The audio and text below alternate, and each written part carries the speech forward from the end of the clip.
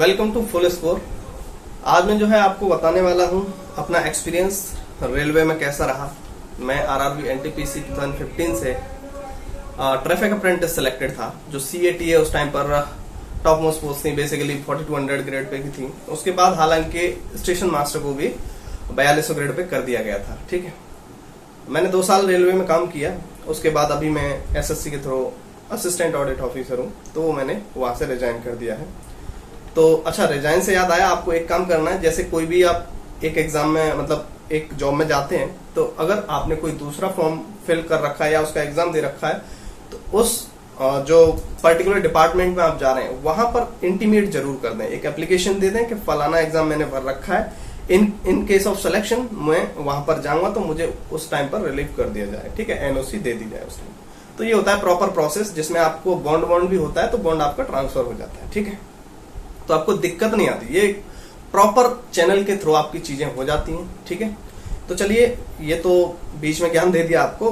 Basically मैं बात करने वाला था अपने एक्सपीरियंस की।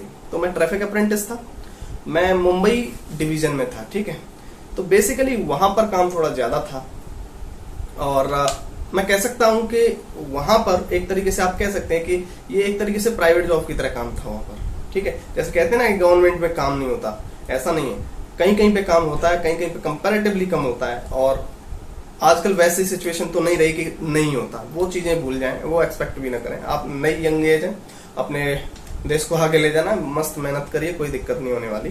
पैसा मिल रहा है ना आपको उसका करने का, तो वो कोई दिक्कत नहीं है। ठीक है, तो बेसिकली वहां पर काम थोड़ा ज्यादा था। हाँ, ये है कि जहां पर नंबर ऑफ फ्रीक्वेंसी, जो मतलब फ्रीक्वेंसी ट्रेन की कम है, नंबर ऑफ ट्रेन कम है, वहां पर आपको वर्कलोड है आप थोड़ा सा कम हो सकता है। वहां पे आप चिल कर सकते हैं, वहां पे कोई दिक्कत नहीं है। ठीक है, लेकिन सेफ्टी की बात होती है तो आपको सारी चीजें ध्यान से करनी होती है, चौकन्ना रहना होता है, खासकर ऑपरेटिंग डिपार्टमेंट में।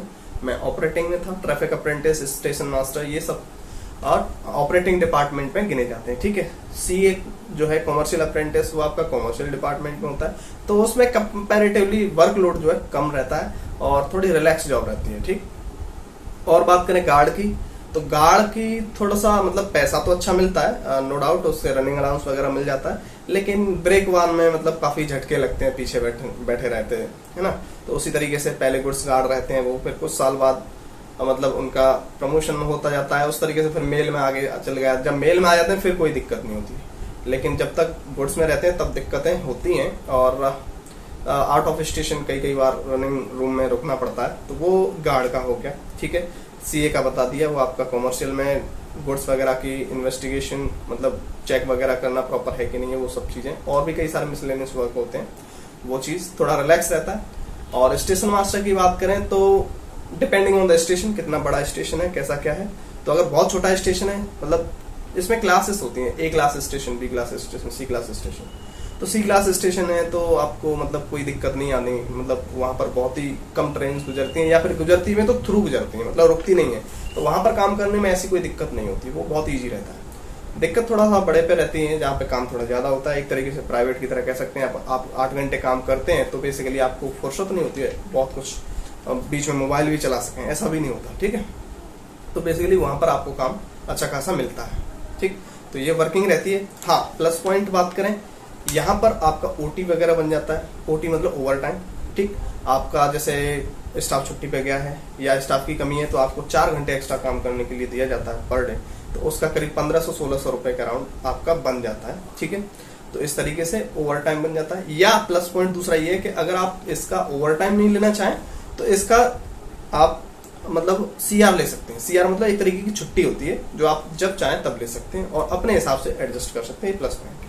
ठीक है, और ये खासकर ऑपरेटिंग डिपार्टमेंट में मैं बता रहा हूँ, और किसी में ना समझे, मतलब स्टेशन मास्टर के लिए बता रहा हूँ। ठीक है, उनके लिए बेसिकली ऐसा रहता है।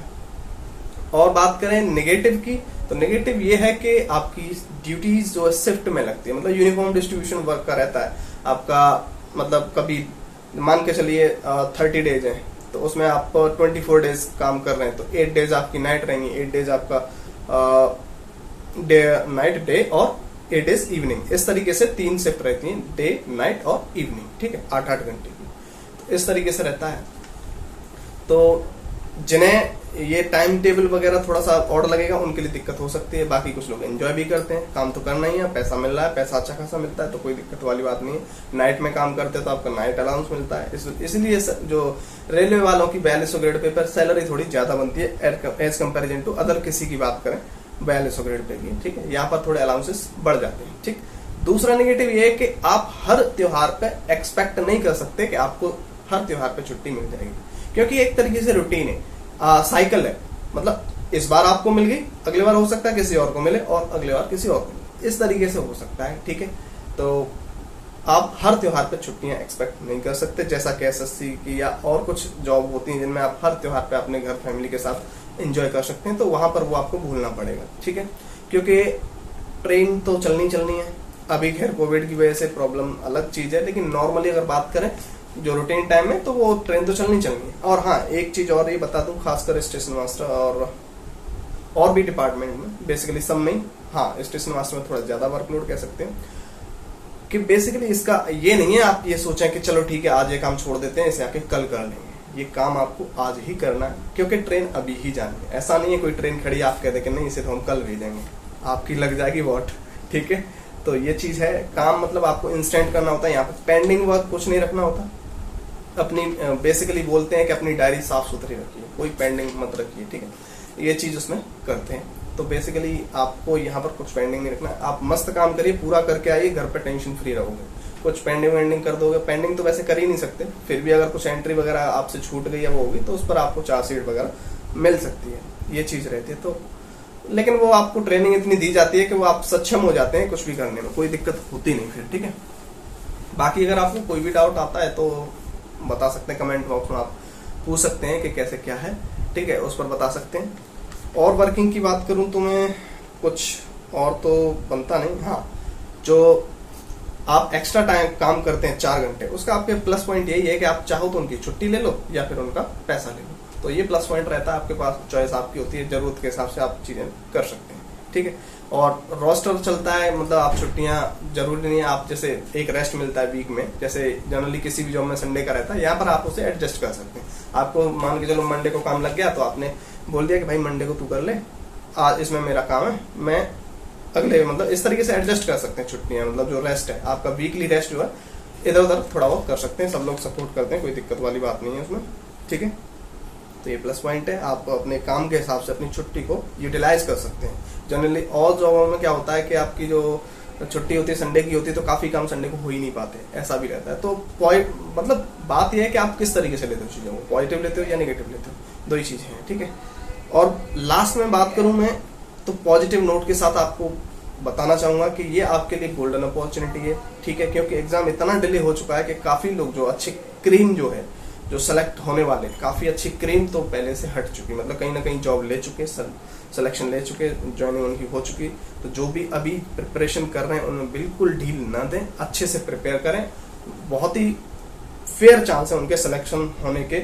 और इसके बाद जैसे कि जॉब में थोड़ा सा कमी आ रही है, गवर्नमेंट जॉब की कटौती की जा रही है बार बार, तो आप समझें इस चीज को कि ये अगर आप अब नहीं कर पाए ना तो फिर भूल ही जाए, ठीक है। क्योंकि अच्छी खासी वैकेंसी, हमारे टाइम पे तो शायद 14,000 वैकेंसी थी, और अभी आपकी थोड़ी मतलब काफी ज्यादा है, उनसे आगे कम कर दें पता नहीं, लेकिन फिलहाल तो काफी ज्यादा है, ठीक है।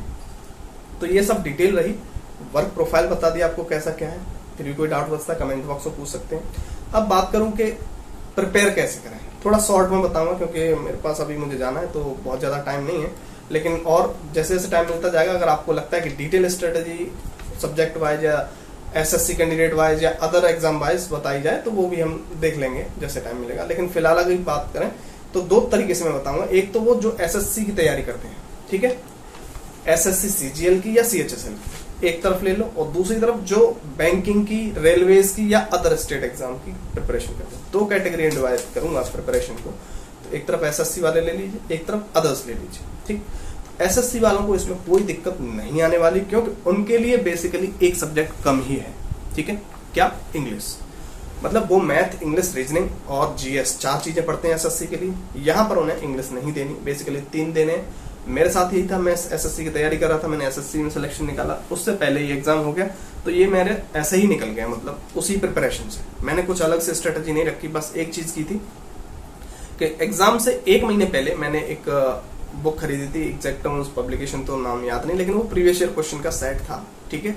तो उसमें मैंने पूरा आइडिया ले लिया 1 महीने के अंदर, पूरा मतलब क्यों चीजें तो आती थी, वो एक बार पढ़ दिया तो कैसे चीजें पूछी जा रही है, कैसे पेपर आता है, तो वो एक रफ आइडिया मेरे को आ गया था। मैंने कहा ये तो निकल जाएगा, कोई दिक्कत वाली बात है नहीं। तो इस तरीके से वो हो गया था, तो बहुत कुछ अलग से नहीं करना पड़ा था। प्री की बात करें तो प्री में 1 महीने पहले उठा लिया बुक, ऐसे ही मेंस में 1 महीने पहले मैंने वो उठा लिया, बाकी मैं तैयारी एसएससी की करता था। तो एसएससी वालों का तो इस तरीके से हो जाएगा। थोड़ा सा जीएस पे ध्यान दें, ठीक है। और जीएस पे भी ध्यान देने की बात यह है कि आप एसएससी के लिए पढ़ते ही हैं, तो आप जो 1 महीने की बात कर रहा हूँ उसमें खासकर जीएस पे ज्यादा ध्यान दें। बाकी मैथ्स रीजनिंग में आपकी तो खैर जवाब ही नहीं है, एसएससी वालों का बहुत अच्छा रिस्पॉन्स उनका उसमें मतलब परफॉर्मेंस रहता है।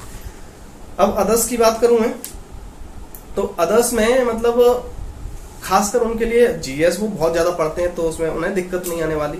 फिर भी उसे एकदम मतलब एग्जाम ओरिएंटेड चीजें करें, बहुत ज्यादा मतलब डिटेल में न जाए, क्योंकि ये वनडे एग्जाम है, टू द पॉइंट पूछा जाएगा। यहाँ पे सेट आपके 30 दिन में अगर एग्जाम होता है लेट्स सपोज, और 3 पेपर बनते तो 90 सेट आपकी बननी है, तो बहुत टफ चीजें नहीं पूछी जाने वाली, इजी चीजें पूछी जाएंगी, तो पॉइंट वाइज चीजें पूछी जाएंगी। तो आप इस चीज को समझें, जीएस को उसी हिसाब से करें, ठीक है। बाकी जो अदर एग्जाम वाले जो मैथ्स और रीजनिंग में एक्यूरेसी का ध्यान रखें, मैथ्स और रीजनिंग का भी अच्छा आपको करना पड़ेगा, क्योंकि एसएससी वालों को तो कोई दिक्कत होती नहीं, और आई थिंक बैंक वालों को रीजनिंग में कोई दिक्कत नहीं होती, मैथ्स में थोड़ा बहुत हो सकता है उन्हें एक्स्ट्रा करना पड़े। बाकी कुछ ऐसे कॉमन होते हैं, बैंक रेलवे दोनों, बैंक और एसएससी दोनों का करते हैं, तो उन्हें अल्टीमेटली कहीं दिक्कत नहीं होने वाली एक्सेप्ट जीएस, तो जीएस पे वो फोकस कर सकते हैं। तो आप खुद एनालाइज करें कि आपकी चीज कौन सी वीक है, कौन सा क्या है, उस पर काम करें, ठीक है।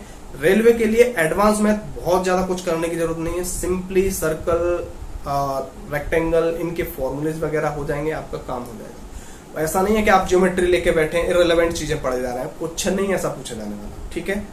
मेंसुरेशन बहुत ज्यादा पढ़े जा रहे हैं, कुछ नहीं ऐसा होने वाला, ठीक।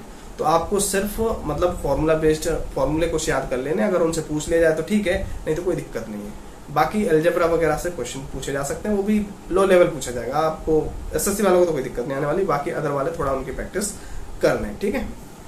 बाकी आप पेपर देखें तो आपको आइडिया आ ही जाएगा किस तरीके से चीजें चल रही हैं, ठीक। अब बात करें तो यहाँ पर एक डिफरेंस की एसएससी में और इनमें, एसएससी में इकोनॉमिक्स और बायोलॉजी थोड़ी ज्यादा पूछी जाती है, लेकिन इधर उतनी नहीं पूछी जाती। यहाँ लगभग यूनिफॉर्म चीजें चलती हैं। हिस्ट्री का वेटेज अच्छा खासा रहता है, मतलब यहाँ पर आपकी पॉलिटी की बात करें, जियो की बात करें, हिस्ट्री की बात करें, बायो की बात करें, ऑन एन एवरेज ऐसे ही लगभग सेम सी पूछी जाती है।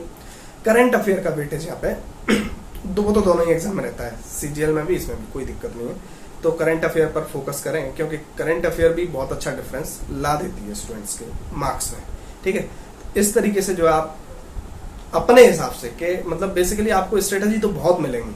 कोई कहेगा हम मतलब 60 दिन में इतना स्कोर कर लें, उतना कर लें, 50 दिन में कर लें, 100 दिन में कर लें, लेकिन एट द एंड आप पे डिपेंड करता है कि आपकी किस किस सब्जेक्ट की कैसी कैसी पकड़ है। उस हिसाब से जो प्लस पॉइंट है सबके प्लस पॉइंट ले लीजिए, बाकी अपने उसमें ऐड करके ऐड ऑन करके आप अपनी खुद की स्ट्रेटेजी बनाइए और अच्छे तरीके से प्रिपेयर करिए, ठीक है।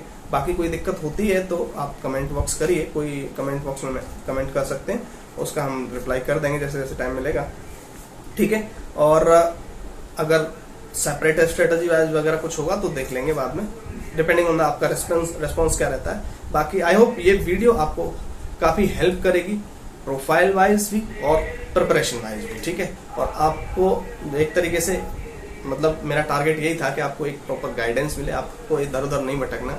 मेन चीज एंड में मैं यही कहूंगा पॉजिटिव नोट के साथ कि ये गोल्डन अपॉर्चुनिटी है, काफी क्रीम जो है बाहर हो चुकी है, क्योंकि एग्जाम काफी डिले हुआ है, ठीक है।